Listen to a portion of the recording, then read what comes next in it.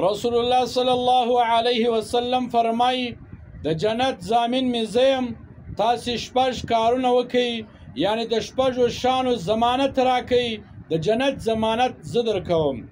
اول دا کار کوئ چې کله ته خبرې کوې په خبرو کې درواغ مه وایه بلکې رښتیا وایه.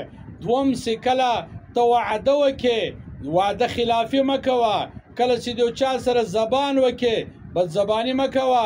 په خپله زبان باندې ودرېږه، په خپله وعده پوره کړه. دریم به دا کار کوې چې تا ته څوک امانت کښېږدي په هغه امانت کې به خیانت نه کوې. څلورم به ته دا کار کوې د خپل شرمګاه حفاظت به کوې، د خپل فرج حفاظت به کوې.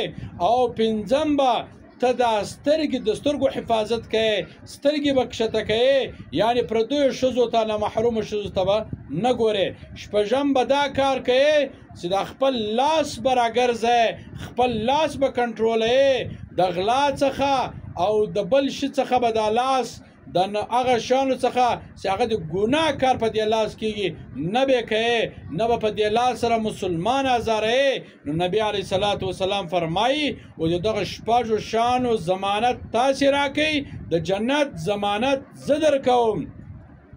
او په بل حدیث کې نبي علیه صلات وسلام فرمایي وایي د دوو شیانو تاسې زماته ضمانت راکئ د جنت ضمانت مې زه کوم. یو چې د دوو زامو په مابینځ کې دغه ژبې حفاظت وکړه، دا ژبه غلطه مه استعمالوه. او بل د دوو ورونو په مابینځ کې د فرج حفاظت وکړه، غلط یې مه استعمالوه. د جنت ضمانت مې زه کوم.